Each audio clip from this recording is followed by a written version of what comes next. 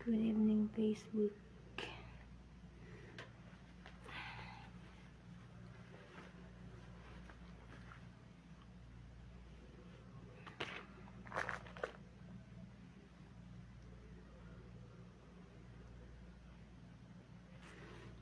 Mag-live lang ako dito. Sabi yata ay kailangan malapit yung mukha. Ayan yung mukha ko. May bag. Dapat kasi yung iPhone din nila ko. Iniwan ko kasi dalawa yung roaming SIM ko. Dapat yun din nila ko para quality yung camera. Hindi kagaya nito. Ang labo talaga siya. You can see the difference if you compare my new videos from my old videos. If you happen to see the reels I posted last week, I guess, the one with my kinda pot and with hair color. That was an iPhone. I used an iPhone with that video, on that video. Right now I'm using a Redmi 12C, which I bought at SM Makati. I forgot when, maybe over a year ago. I bought it from my money that I got from my MP2 savings. If you are familiar with the multi-purpose savings from Pag-ibig fund. I'm having a hard time pronouncing F again. I have a savings from year 2019 until 2024, I guess. 2023, 20, 21, 22, 23, 24. I think 2020. I know it's 2023. 2023. And for souvenir, I bought that cell phone. It's cheap. It's on sale. I think I got it for only 3,500. Or this cell phone that I'm using right now.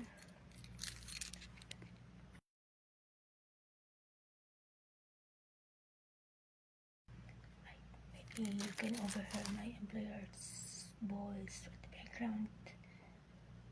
Maybe haram. Good.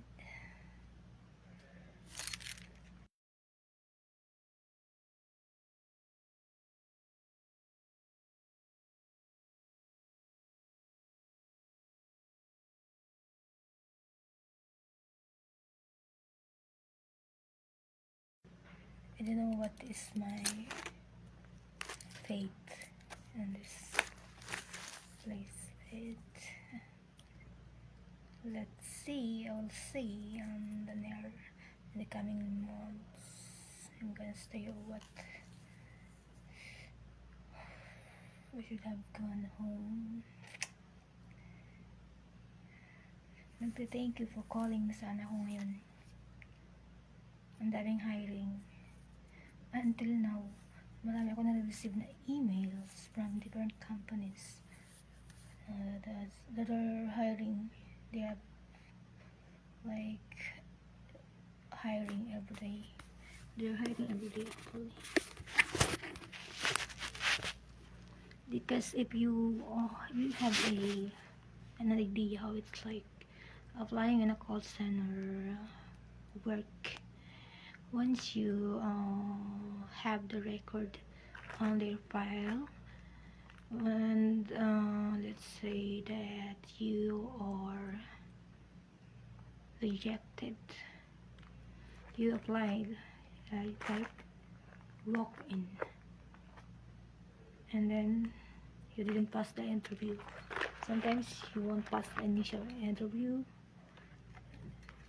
won't reach the final interview. And there's an instances that you will reach the final interview, but you won't pass it.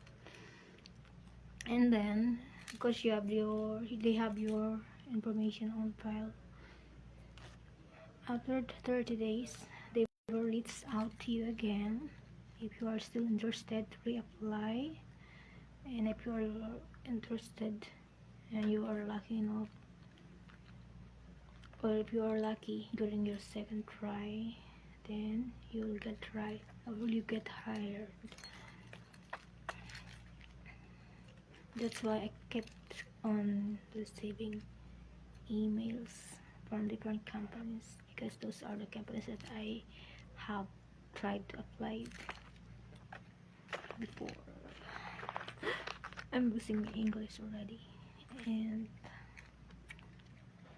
it's the company that I work before I applied going here. It's Concentrix and Alorica.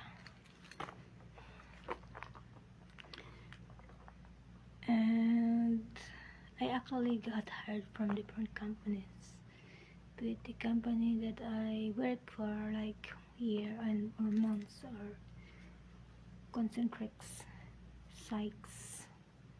It's now found ever these days, and again Concentrix. I worked with Sutherland Philippines, but only for 2 months because I was terminated. I got terminated because of my absences. I was in a training,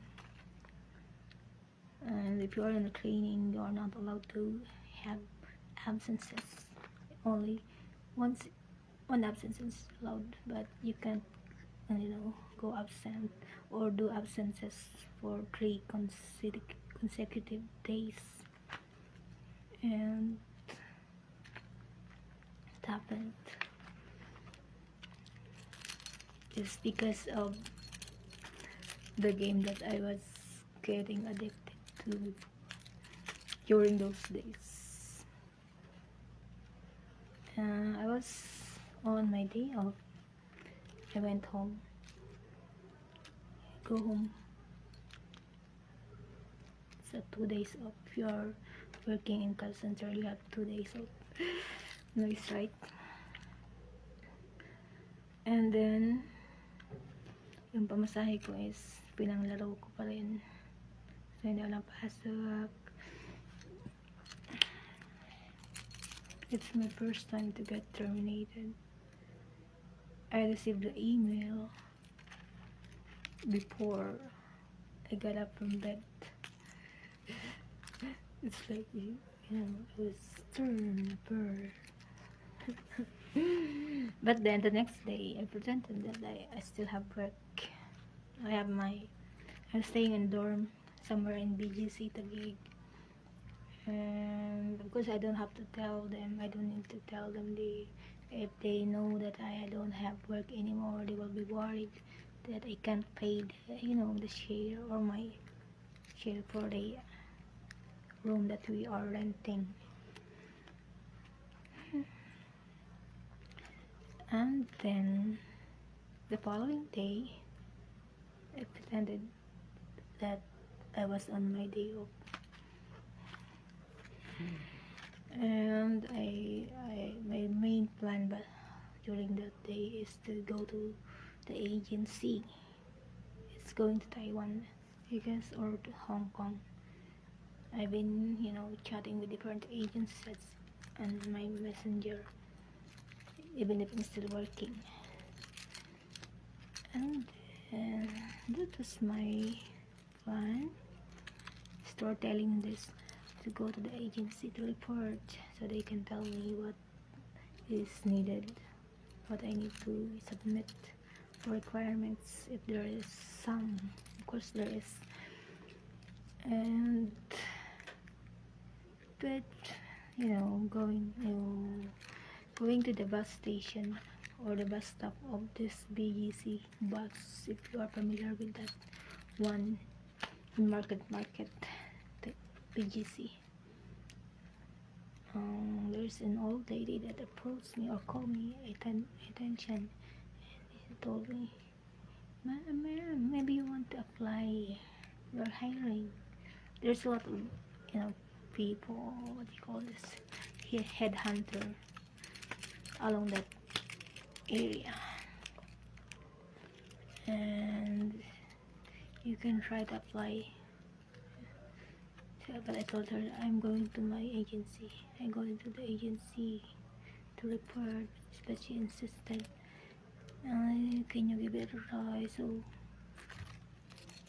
makumpleto niya na daw yung 3 heads na kailangan niya. So, meron siyang commission for that day. Which I think it's 500 pesos. So, I given. So, nagbigyan ko matanda kasi matanda na siya, naghanap buhay pa rin. So, diba, ano ba namang mawala sa akin, diba? Tatry lang naman ako. Kasi yun guys, kasi pag Concentrix siya. Sa Concentrix kasi, big company kasi siya. So, nag-offer sila ng Grab. To have experience, BPO experience, back and forth. Naka-Grab ko, walang pamasahe, libre. Sino ba lang ang ayaw, diba? Walang pamasahe, punta ka lang doon, magkakatrabaho ko pa. So ayun, siguro 2 kami or 3 nag-Grab kami going to Ayala. So ayun, interview, and of course, pag sa Concentrix ka nag-apply guys, meron siyang assessment test. Parang ko mga grammar, mga questionnaires, yung magsasalita ka, bibigyan ka ng scenario, i-explain mo yun, basta marami siya. And then meron din namang magta-typing, kunyari may customer kang pinapakinggan sa telepono, and then binibigay niya yung mga information niya, kunyari yung name niya, yung address, telephone number, and email address. So kailangan mo siyang type in while listening. Isa yan sa mga test. So yan, ay familiar na ako sa Concentrix kasi hindi ko nagtrabaho na ako before. Yun ang first company na pinagtrabahuan ko, Concentrix.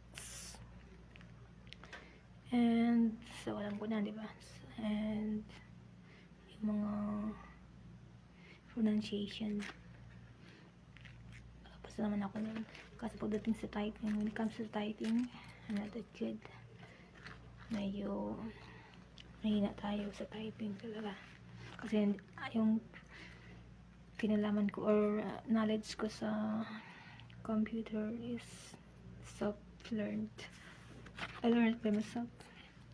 I bought a laptop when I was in Taiwan and then learn how to type. You can learn how to type by going to the website of typing.com. You will learn there. I bought a laptop and a keyboard. So ayun, ang pinakamataas ko lang na typing word per minute is 30, 35, something like that. Pag mga account ang puntahan mo, yung mga malalaking sahod, 40, malaki yung hinihingi, 40, at least 42 minutes, 42 words per minute, I think. Yung time na yun, hindi ako prepare, although kagaling ko lang sa previous work, diba? Parang it's my 3rd company already. Kaso nga naman guys, pag nasa production pa naman ng work na, hindi ka naman talaga magta-typing dun, hindi ka naman talaga nagta-type. May mga pagkakataon na hindi mo mag-type, and hindi naman kailangan madalian kasi nakikinig ka, and you can just, you can actually abbreviate the words the customer is saying and you just to type it. Yun yung technique para hindi mo makalitaan yung mga sinasabi ng customer. Kasi pwede ka naman gumamit ng notes while on call. And we're also required during the call to leave a note sa customer's account. So you have to be, while calling, while talking, leave notes. Depends on the, what they call this, depends on the account that you're handling. So ayun, going back, ayun nga, diba, na-terminate ako, and then naharang ako ng matanda para mag-apply instead of going to the agency that I'm applying for. Naharang ako, and then I got hired right away. I was terminated July 26th, and I think 27th I apply again, got hired, and the start date is July 31st. Diba? Parang lang akong umabsent dun sa previous work ko. So ayun nga, pero hindi ko pa rin yan sinabi sa ka-roommate ko or ka-workmate ko kasi parang nahiya ako. Kasi yung mga ka-workmate ko dun ay mga ka-work ko sa previous company prior Sutherland na tawag dito, nag-work pa sila doon kasi isa-isa kami nilipat paunti-unti kami nilipat ng ibang program. Okay sana yung program. It's a what do you call this, car rental company in the US. Nag-iinarte ako. Okay sana yung mas okay pa dun yung mas magkukwento na ako. I don't wanna discuss this really, but since I'm live, why not? Wala namang nanonood. So ayun nga, it's a car rental in the US, and it's like if customer is looking for a certain vehicle and they search our or the website that we are handling, and they decided to rent a certain car. There's a lot of things that you need to do in order to set it up. You have to use the email, the chats. It's actually a multitasking account program, but I feel like it's not the program that I aligned. I decided to quit. I resigned, and then it's an immediate resignation. It means that I didn't, go undergone what they call this. What they call the rendering. I did not render. So it means that I am not rehireable. If you rendered, then you can reapply anytime. With Concentrix, I rendered the first site that I work with. Concentrix is Alabang, and I rendered for 30 days. That's why I got rehired at Ayala site. That's the one that I applied for after I got terminated with Sutherland, Philippines.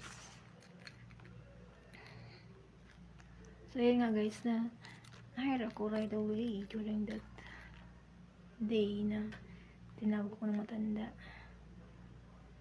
Although sinabi ko sa interview na ayun nga, na-terminate ako sa previous company. Baldot ako kasi inisip ko, hire ba ako nito if I was terminated. Ma-hire pa rin ako kasi may experience eh. So yun, kaso nga lang guys, pagdating dun sa parang final interview, baba ng offer, parang nansay kung baba ng offer. Tapos ayun, nakipag-negotiate yung nag-interview sa akin, actually nag-negotiate na parang dagdagan yung sahod, nagdagan yung offer sa akin kasi nakita niya may experience and siguro nakita sa file na ano ko, dating work or dating employee ng said company. So ayun, nahil ako, tinanggap ko na lang kasi ang bilis ng start date, diba? 26, 27, 28, 29, 30, 5 days lang may work na ako ulit, diba? Although mababa yung offer, ginrab ko kasi at least continuous lang yung aking sahod, diba? So ayun, fast forward, I claimed, naman tapos yun, during the training po guys, ninagnat ako, tulog ako the whole day. Yung pinaka-important na lesson na discussion, hindi ko narinig kasi tulog ako sa training. Ayoko namang umabsent kasi nga nadala na ako yung di ba na-terminate dahil sa absences. So ayun,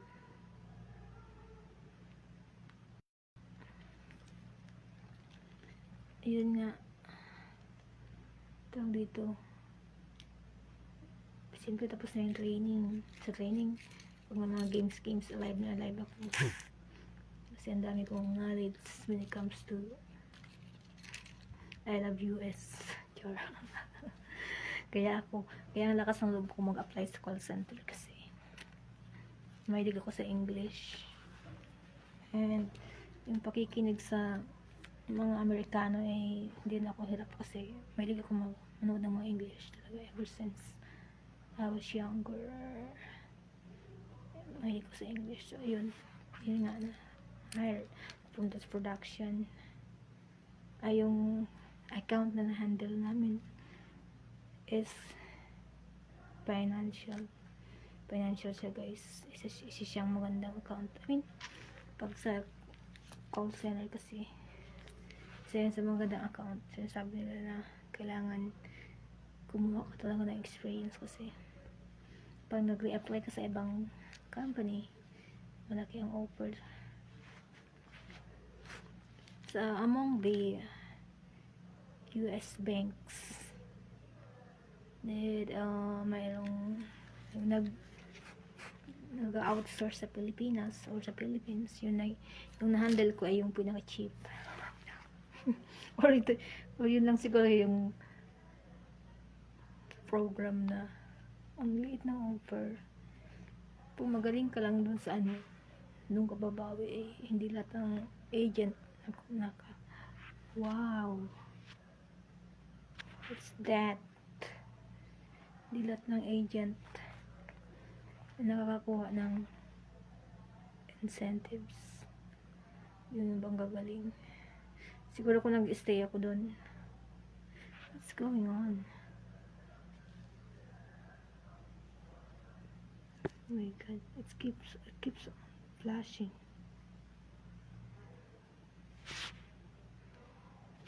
Kung nag-stay ako dun, magkakaroon ako ng incentives. Ano ba yan? Kailis naman to. Kasi may tao ba sa account ko?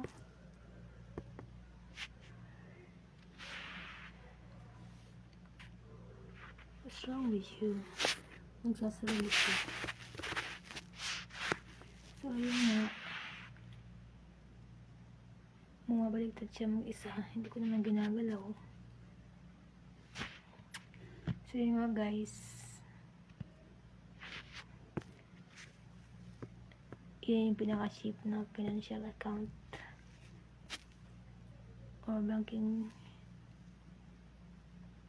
institution. I'm not too sure. Ba yan?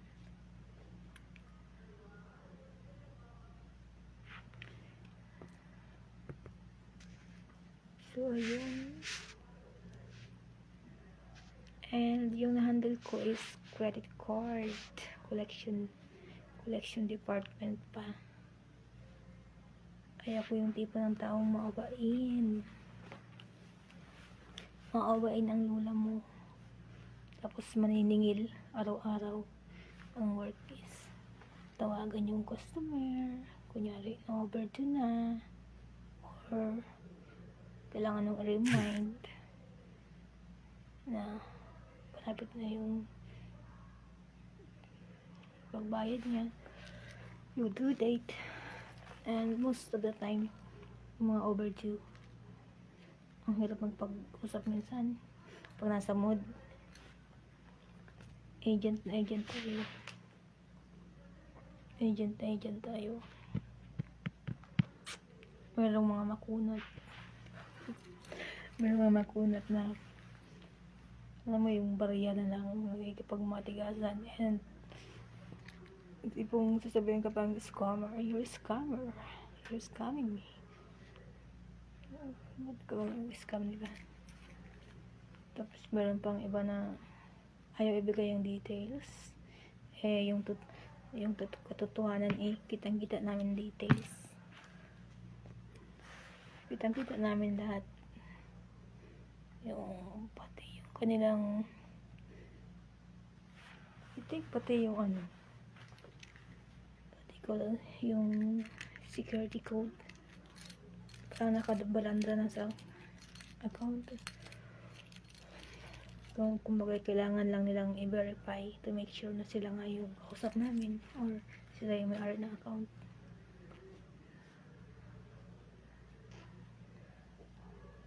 Tapos there are times na I would joke around, ang dami kong utang. Yung tipong marami kang utang tapos yung trabaho mo maniningil. It's literally like, so ayun nga, andun na sa production, di ba? Siyempre sa una mga ngapa ka, and slowly you will learn the process, step by steps. Ayun, so hindi pa doon nagtatapos yung aming pakikipagsapalaran. Hindi pa kami totally hired. And nag-expect ako guys na kasi nga mababa yung sahod. Parang mas gusto kong isa ako sa matanggal. Kasi matindi yung background checking nila and sa requirements. Ang kaso walang problema yung requirements at yung background check natin okay. Marami sa amin natanggal guys. Isa pinag last day, isa ito yung tipong i-expect sila na alam mo yung tipong na gagamay mo na yung calls araw-araw tapos bilang last day mo na or i-profile. Most of my batchmates or my kababe mates, ano ba to? Who's inside my phone? Who's inside my device? Are you joking me? It's not funny. I'm on live and you kept on interfering. Kukusa siyang reverse yung camera. So, ayun nga guys. Tawag dito. Ayun. Ang dami na siguro mga, basta unti na kami natira. Tapos yung iba pang mga natira, umayaw dahil sa schedule. Mga graveyard sila. Yung tipong pang closing time ka.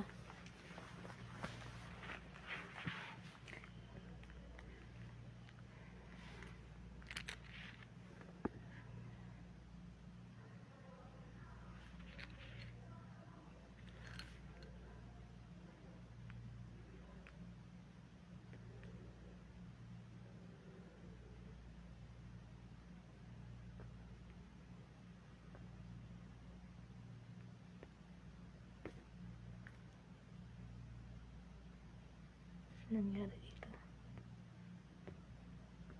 So, ayun nga guys. Hindi ako natanggal. So, continue yung work. Umabot ako ng September, October, August, September, October, November, December, January, February, March. Naka 8 months din ako doon.